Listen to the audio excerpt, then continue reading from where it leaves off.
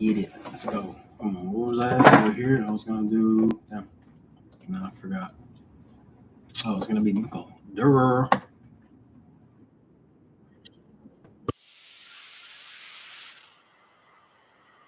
Con nuestro mejor equipo incluido, a un precio que se mantiene exactamente igual.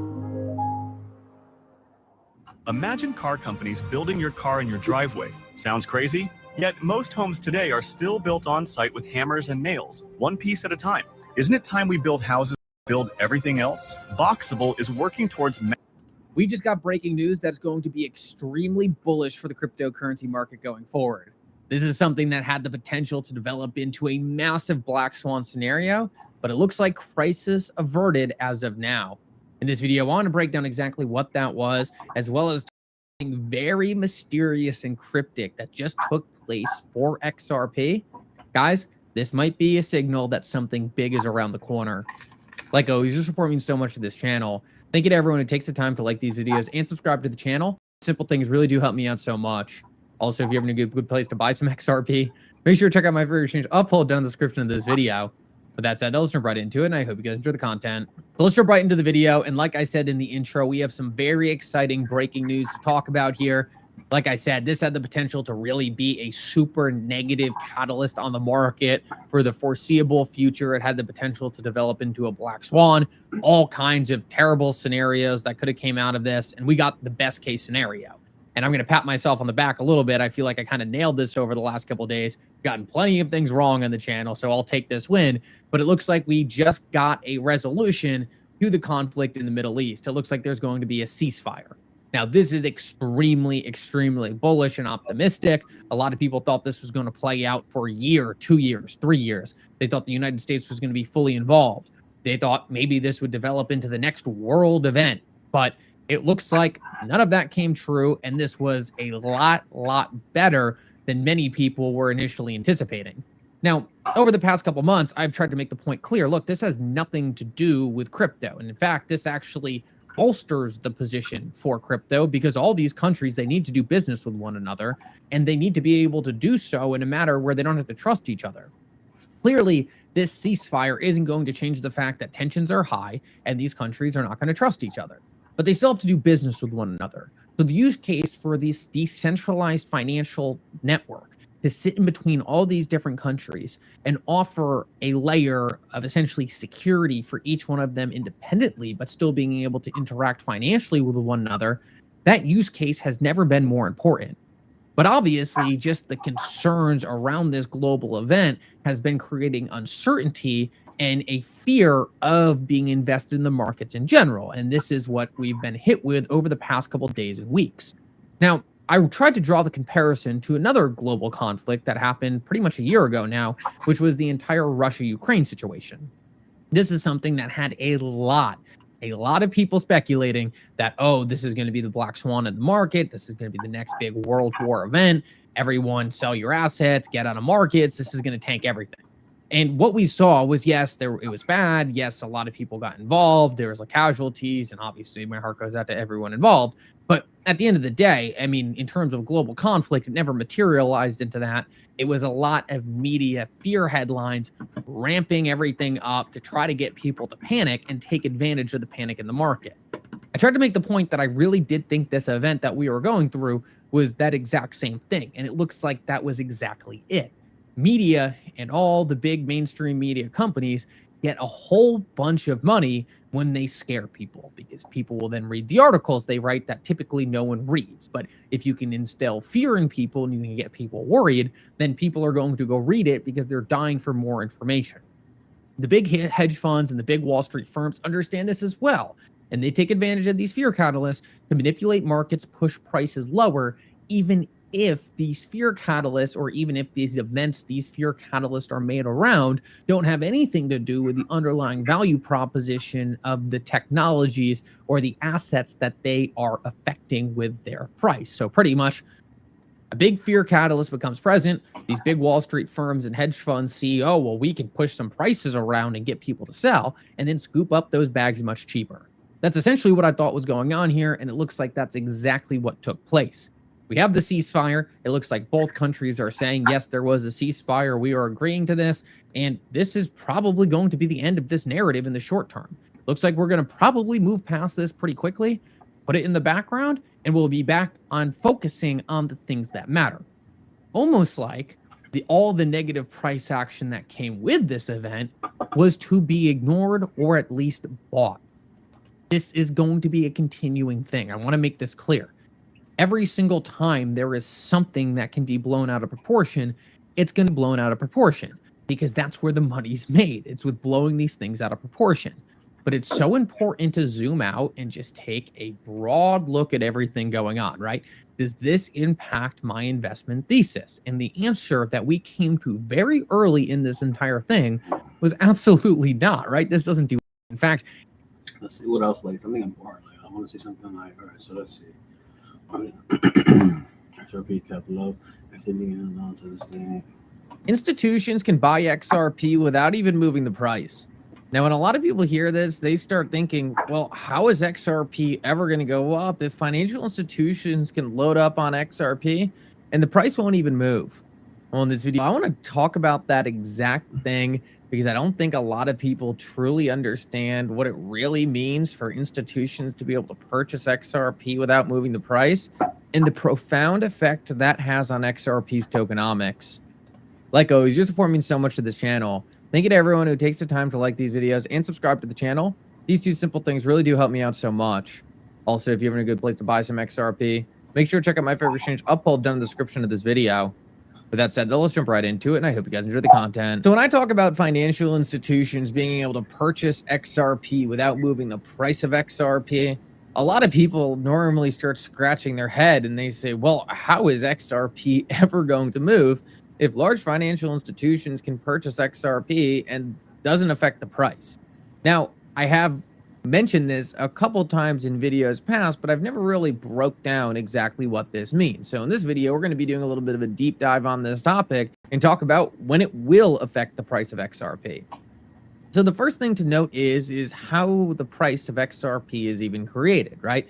That's probably the most important thing to understand. And I know it sounds like kind of a silly topic, but just think to yourself, do you really understand where the price of XRP really comes from? Well, the truth is there is no actual price for XRP. Me and you, we could choose to exchange XRP at whatever price we want, right? I can sell you all of my XRP and I can price that XRP at $100. And for that transaction, XRP is $100. Now, this is what exchanges are doing between hundreds of thousands, millions, to tens of millions of people every single day. They're just creating a marketplace where people can exchange XRP for cash or cash for XRP with one another. And what these exchanges do is essentially find where the supply and demand meet, and that creates the market price. So every single exchange technically has a different market price for XRP. Now, really smart people, they'll notice that, oh, well, this exchange is selling XRP for this price. This exchange is selling XRP for this price. So I can go buy XRP at exchange A and then sell it at exchange B and make a profit. So that right there creates a very interesting dynamic, because if you're able to actually move XRP between these exchanges, then it actually balances out the price across all the exchanges. This is something called arbitrage. You've probably heard arbitrage before, but you might not have known what it actually means. That's what arbitrage is. It's just people finding an asset at one price and selling it in a different market that is a completely different price. Now, because XRP moves so quickly and all these different exchanges are pretty big now, there's not a lot of arbitrage opportunities. But when you go look at CoinMarketCap or you go look at any tracker that has the price of XRP, that's typically what you're seeing. You're just seeing a range of what all the different exchanges are pricing XRP at, and then boom, that's the price of XRP.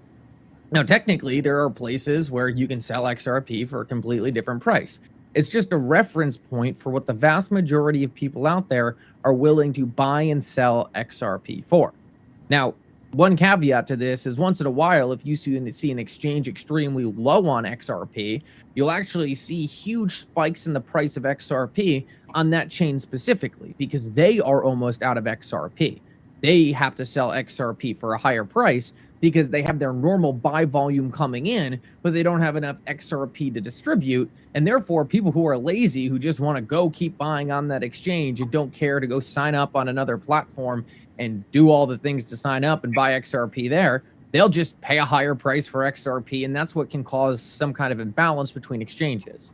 Now, that's enough talking about how XRP is priced. How, if you have to get XRP through an exchange, how can a financial institution purchase XRP without moving the price? Tired of chasing online side hustles that never work? Me too. That's why I switched to a boring business that makes me six figures consistently. Well, the truth is what financial institutions can do to Ripple. So in the same exact way, any one of you could text me and say, hey, Mikkel, sell me some XRP for $10. I'll take 10 XRP for you, right?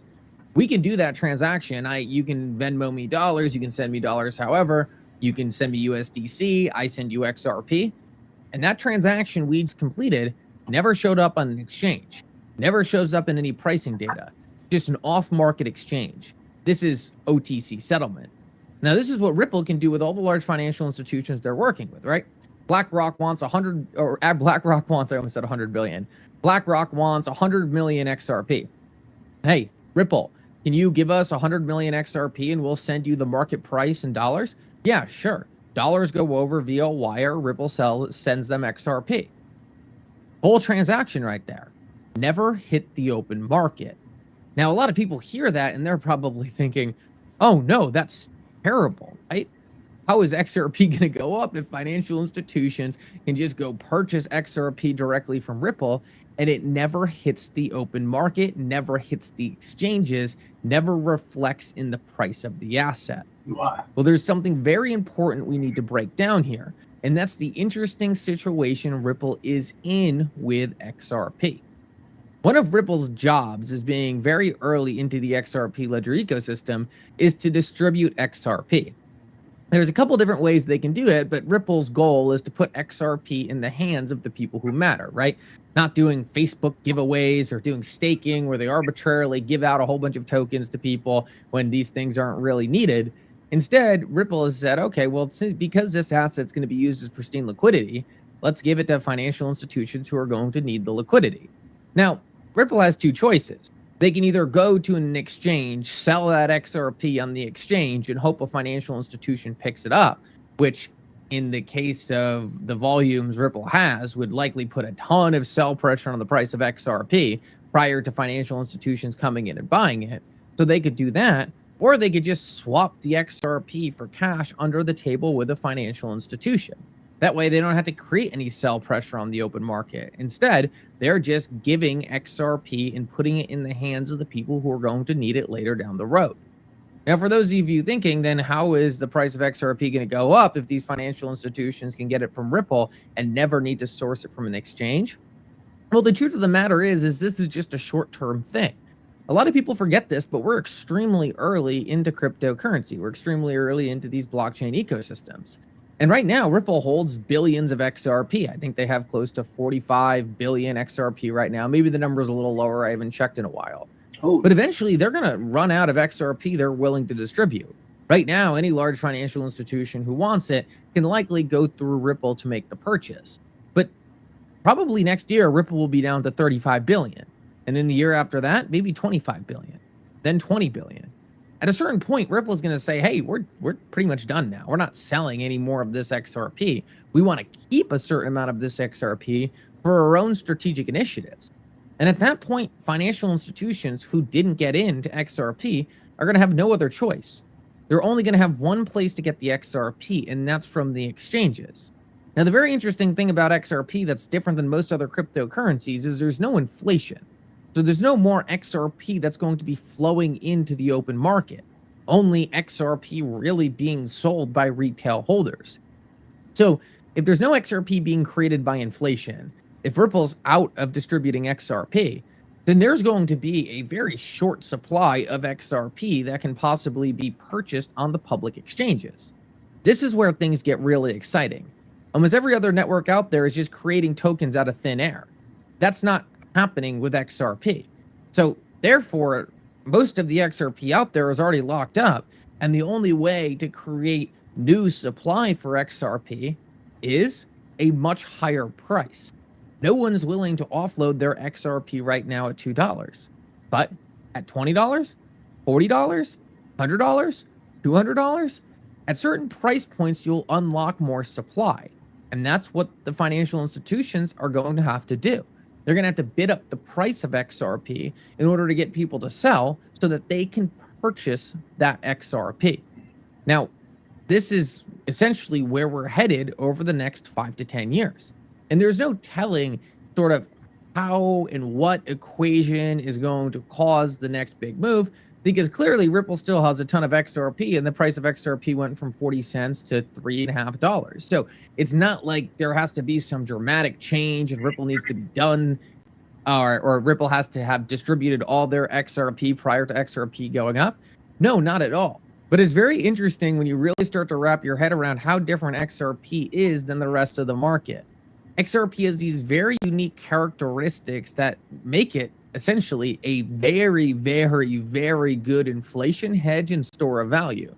The token is not inflating, it's actually deflating. And because it's used as pristine liquidity on the XRP Ledger network, it's going to be critical for people to hold large amounts of it as a neutral, decentralized liquidity reserve asset for where the next generation financial system is going to be built.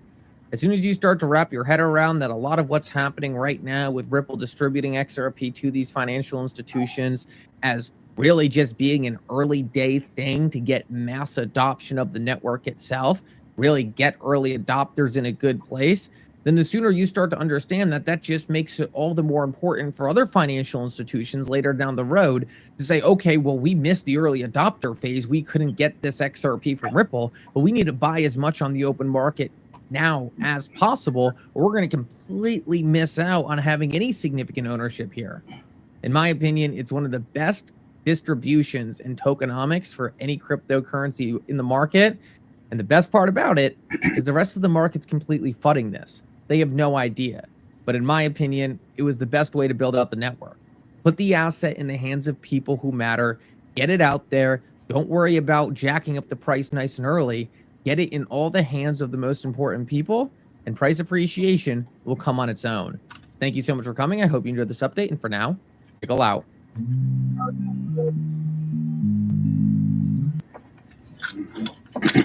Well, I'm out, y'all. Peace.